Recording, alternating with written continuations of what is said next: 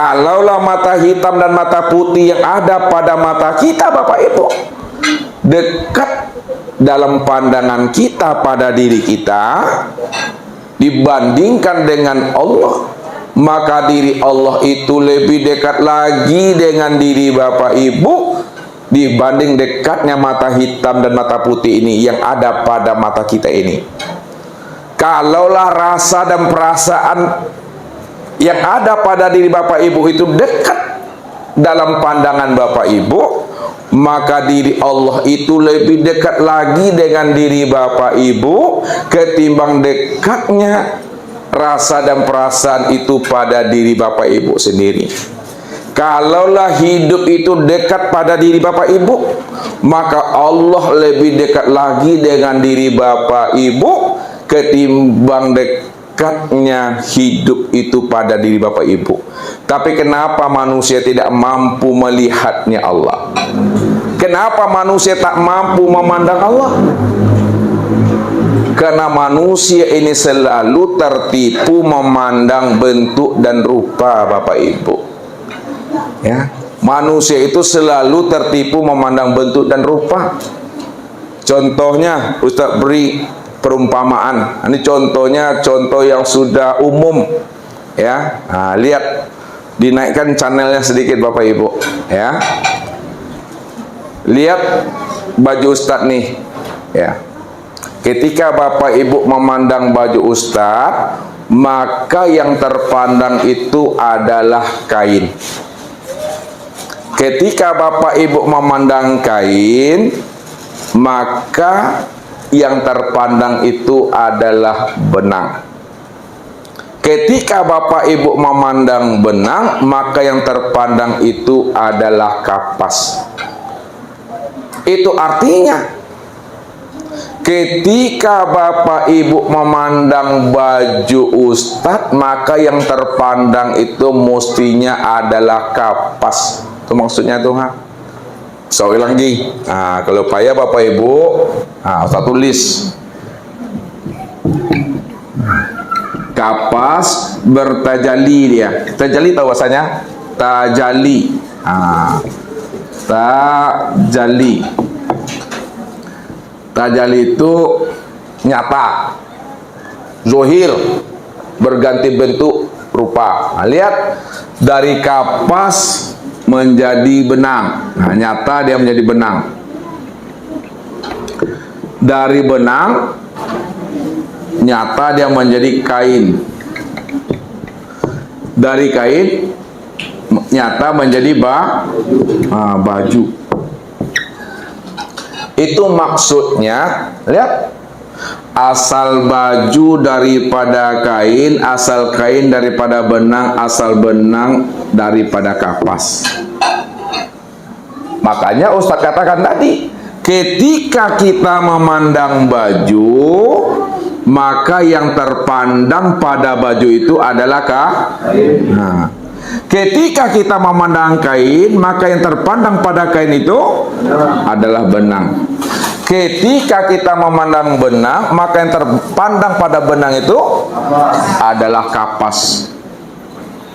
Kesimpulannya, nah, ini untuk memudahkan paham, ketika Bapak Ibu mampu memandang baju, nah, dalam pandangan batin, pandangan hati, ketika Bapak Ibu mampu memandang baju, maka yang terpandang pada baju itu sebenar-benarnya adalah kapas Bapak Ibu.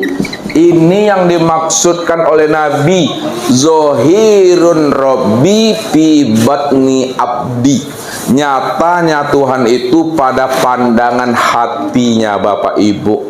Kalau hati Bapak Ibu telah mampu, ya, menghapuskan wujud alam, telah mampu hati Bapak Ibu itu menghapuskan wujud alam dan wujud diri, maka ketika itu nyatalah wujud Allah pada alam dan pada diri. Itulah maksudnya Bapak Ibu mampu memandang dan melihat Allah pada pandangan hati, itu maksudnya. Tetapi sebaliknya, kata Ustadz, kalau kapas sudah betul-betul nyata Bapak Ibu pada baju. Lihat, kalau kapas ini sudah betul-betul nyata pada baju, lalu tak terpandang kapas pada baju, ini yang Ustadz bilang tuh butuh sangi itu. Butuh sangi artinya sangat-sangat buta, betul-betul buta. Contoh lagi, kita persingkat ya, contohnya biar lebih mudah. Ini kan jalannya panjang kali Bapak Ibu. Ini belum contoh yang sebenarnya. Ini mau ambil kias baru. Ustaz contohkan yang paling simpel. Ini gelas Bapak Ibu. Tanggap gelas nih. Ya, kita anggap gelas kaca. Ketika kaca itu sudah menjadi gelas, ya, gelas ini asalnya daripada kaca. Ketika kaca itu sudah menjadi gelas, pada saat Bapak Ibu memandang gelas, maka yang terpandang itu adalah kaca.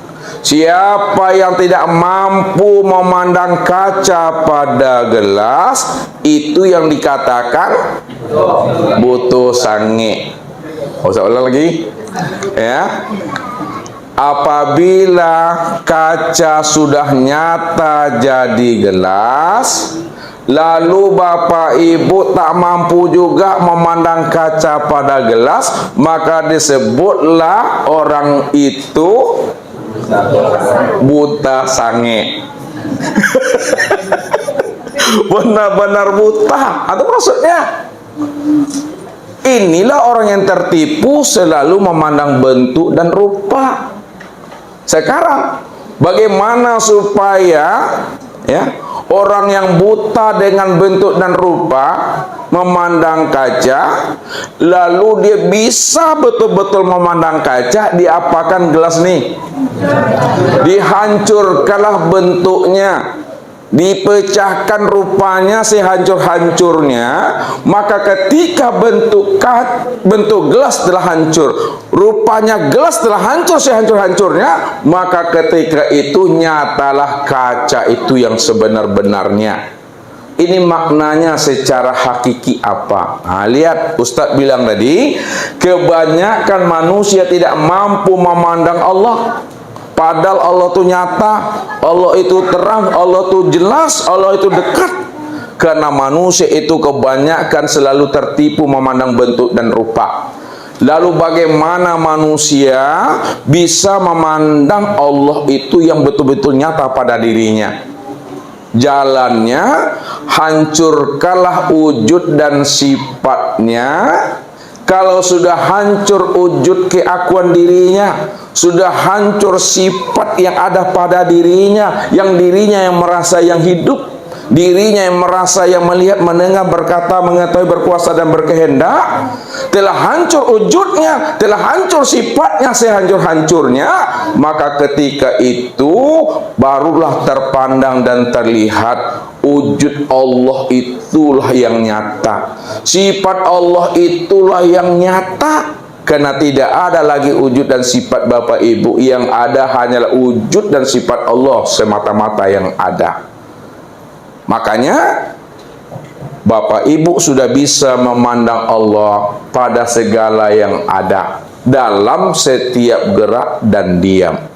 Itu artinya Allah itu segala yang ada, Allah itu segala yang wujud, segala yang ada, segala yang wujud, itulah nyatanya wujud Allah. Karena Allah itulah yang ada yang sebenar-benarnya. Ini yang mesti dipandang dengan pandangan yang kasar. Dilatih hati Bapak Ibu selalu. Kalau tidak dilatih hati kita, pandangan kita untuk memandang Allah, maka ketika itu pandangan Bapak Ibu selalu berdosa. Pandang yang berdosa itu yang disebut namanya najis batin. Ini Ustaz ingat selalu. Yang dikatakan najis batin itu ketika Bapak Ibu tidak mampu memandang Allahnya pada diri, pada segala yang wujud, dalam setiap gerak dan diam, itulah najis batin. Selama diri kita ini najis batin, selama itu pula lah ibadah solat yang dikerjakan itu batal dia. tak diterima. Andai kata najis batin itu dicuci, dibersihkan dengan 7 samudra, maka 7 samudra itu tidak mampu membersihkan najis batin yang ada pada diri ini. Jalan satu-satunya membersihkan najis batin pada diri Bapak Ibu, keluar Bapak Ibu dari diri Bapak Ibu sendiri. Jangan lagi Bapak Ibu yang merasa diri Bapak Ibu itu yang merasa yang wujud. Jangan Bapak Ibu yang merasa diri Bapak Ibu itu yang melihat, yang mendengar, berkata, mengetahui, berkuasa, berkehendak, dan hidup. Ketika kita dah keluar daripada diri kita, sudah keluar kita daripada keakuan diri kita, tak ada lagi diri kita, ketika itu Bapak Ibu sudah nyata menyaksikan Allah. Pada saat telah nyata menyaksikan Allah, ketika itu pula lah diri Bapak Ibu itu fana billah, telah hapus di dalam wujudnya Allah, telah hapus di dalam sifatnya Allah. Kalau setelah hapus wujud kita ke dalam wujudnya Allah, telah hapus sifat kita ke dalam sifatnya Allah, maka ketika itu disebut namanya baqo billah. Jadi bako itu prosesnya dari fana. Fana dulu baru bako. Orang tidak akan pernah bisa bako tanpa melalui proses fana. Nah, lihat fana, fana billah, kemudian bako billah.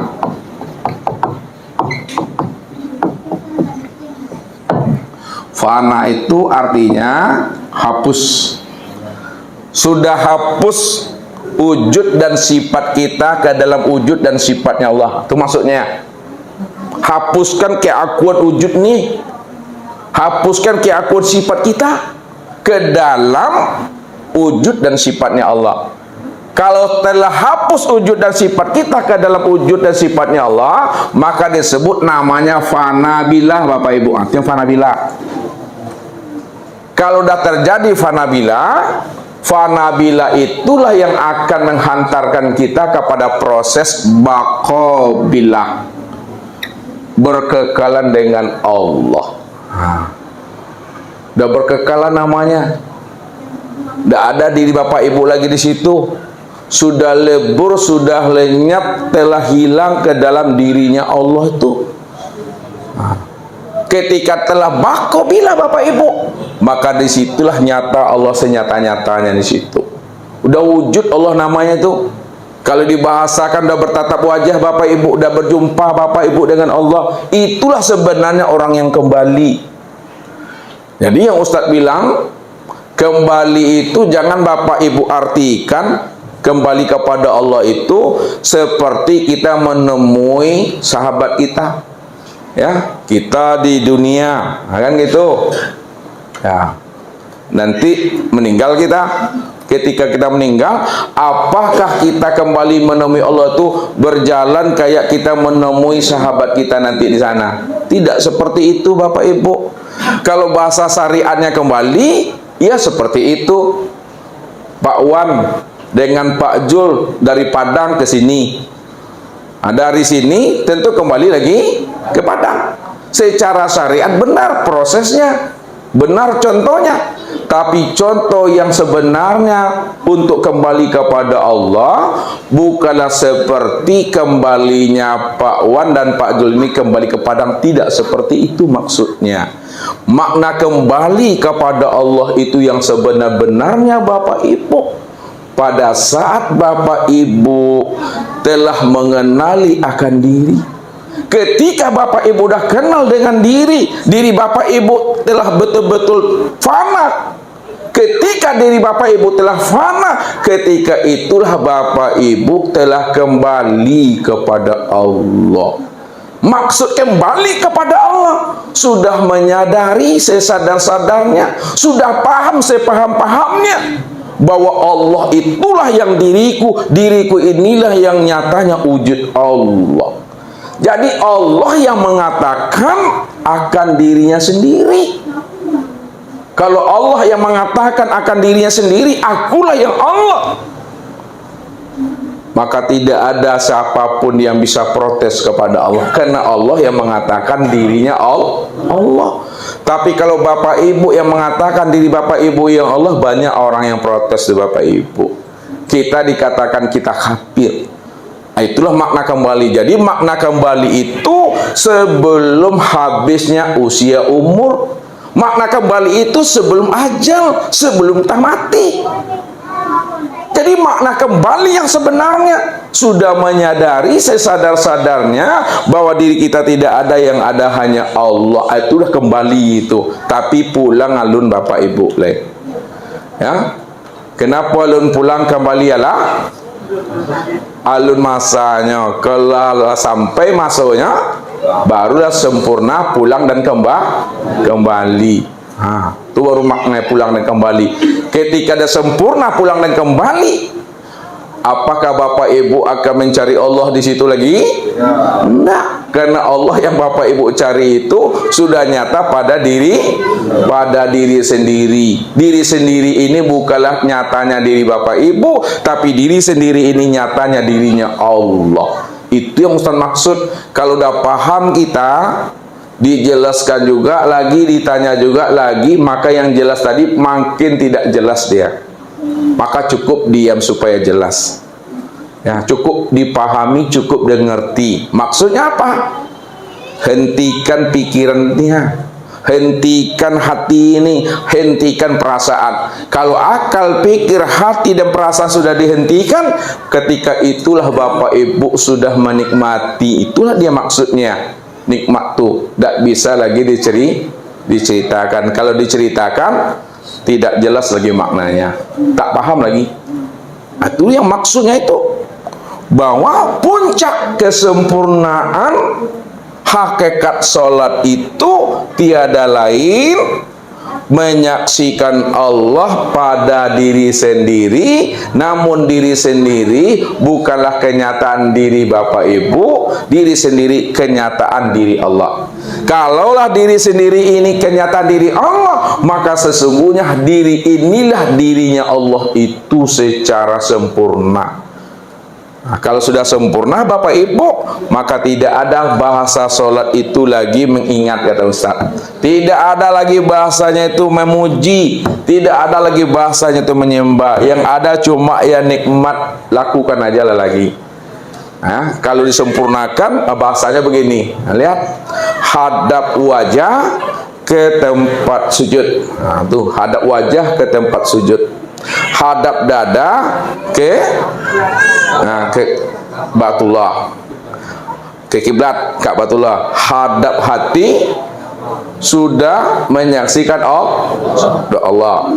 Mulut membaca ayat, telinga mendengarkan bacaan ayat, akal pikir mengontrol dan mengawasi apa yang dibaca oleh mulut, apa yang didengar oleh telinga, dan apa yang diperbuat oleh anggota tubuh, mulai dari takbiratul ihram sampai salam. Sedangkan rasa dan perasaan bapak ibu sudah menikmatinya. Itulah maksudnya. Andai kata terjadi di dalam sholat, pikiran, hati, perasaan bapak ibu malalanya, painya ke mall, ya painya ke kampuang, menengok anak, menengok manantu, aba acaro mengembalikan tu balik. Kata Rasul, kalau ada akal pikir, hati dan perasaan pai raun, pai malalanya malam minggu ini kan, kembalikan dia kepada asalnya. Apa kata Nabi? Kullu syai'in yarji'u ila aslihi. Tiap-tiap sesuatu kembalikan dia kepada asalnya. Kepada asal itu maksudnya apa yang terpandang, apa yang terdengar, apa yang terlintas, apa yang terpikir, apa yang terkhayal, itulah nyatanya wujud Allah. Namun kesempurnaan wujud Allah yang terdengar, yang terpandang, yang terpikir, yang terkhayal sempurna pada diri sendiri. Nah, di situ kembalinya Bapak Ibu. Ya, jadi jelas hadapnya kita itu kepada Allah itu. Jelas kiblatnya. Nah, kalau Ustaz sampaikan kiblatnya, ya, karena Rasulullah Bapak Ibu ketika dapat pengaduan oleh sahabat, nah, karena sahabat ketika hijrah Bapak Ibu menelusuri perjalanan Rasulullah hijrah, beliau ini sampai di suatu tempat, ya, dalam keadaan gelap Bapak Ibu, sehingga mereka belum mendirikan sholat isya, suasana gelap. Nah, maka ketika gelap itulah sahabat itu mendirikan sholat isya. Ketika itu sebagian sahabat berpikiran bahwa arah kiblat itu ke arah barat. Kata sahabat yang lain, bukan ke barat, kiblat itu arahnya ke timur. Maka terjadilah dua kelompok sholatnya. Ada yang ke barat menghadapnya, ada pula yang ke timur. Masing-masing sholat Bapak Ibu. Sampai di Madinah, maka sahabat itu pun bertanya kepada Rasulullah, ya, siapa yang benar sholatnya arah ke barat atau ke timur? Ketika itulah turun firman Allah, walillahil masyriq wal maghrib fa aina ma tuwallu fasamma wajhullah. Barat dan timur aku yang punya, kemanapun kamu hadapkan wajahmu, ke barat maupun ke timur, maka yang nampak adalah wajahku. Itu secara syariat. Namun makna hakikat kiblat itu yang mana? Nah, lihat kiblat hati. Nah, ini lihat nih, kiblat hati kemana hadapnya, kiblat tubuh kemana pula hadapnya, kiblat ruh kemana hadapnya, dan kiblat sir itu kemana pula hadapnya. Karena setiap ayat ada makna zahir, ada pula makna batin. Nah, lihat kiblatnya tubuh itu Bapak Ibu, itu kiblatnya adalah kepada af'alnya Allah. Nah, kiblat tubuh itu kepada af'al Allah, karena af'al Allah itulah nyata pada tubuh. Kalau af'al Allah sudah nyata pada tubuh, itu maksudnya kiblat tubuh itu pada af'alnya Allah. Itu yang pertama. Yang kedua, kiblatnya hati. Kiblatnya hati itu kepada asmanya Allah. Kalau Bapak Ibu sudah paham kiblat hati kepada asmanya Allah, maka asma Allah itulah nyatanya pada hati. Itulah maksudnya hati itu berkiblat dia kepada asma Allah. Yang ketiga, kiblatnya ruh. Kiblatnya ruh itu kepada sifat Allah. Karena sifat Allah itu sudah nyata pada ruh. Kalaulah sifat Allah sudah nyata pada ruh, itu artinya ruh itu berkiblat kepada sifat Allah. Kemudian kiblatnya sir. Kiblatnya sir itu berkiblat dia kepada zatnya Allah. Karena zat Allah itu sudah nyata pada sir. Inilah maksudnya firman Allah secara makna hakikat, kemanapun kamu hadapkan wajahmu, ke barat, ke timur, utara, selatan, atas, bawah, kiri, kanan, kamu sudah memandang wajah aku. Inilah yang maksudnya wajah Allah itu. Ini yang dimaksud namanya kiblat Allah itu. Kiblat Allah itu tiada lain, nyatanya pada diri Allah itu sendiri. Maka kiblat kita itu kepada Allah. Secara zahir ke Ka'bah, kan gitu, ke Makkah. Tapi secara hakikat, ya, kiblat Allah itu tiada lain pada diri Allah itu sendiri. Ini maknanya. Kalau Bapak Ibu kembangkan maknanya ini, walaupun ada Bapak Ibu nanti dalam berdoa, berdoa itu sunnahnya menghadapnya kemana? Ke kiblat. Ini arahnya ke kiblat semua, ya kan? Andai kata kita baca nanti doa, ada yang menghadap ke timur, ada yang menghadap ke utara, ada yang menghadap ke selatan, batang tubuh ini.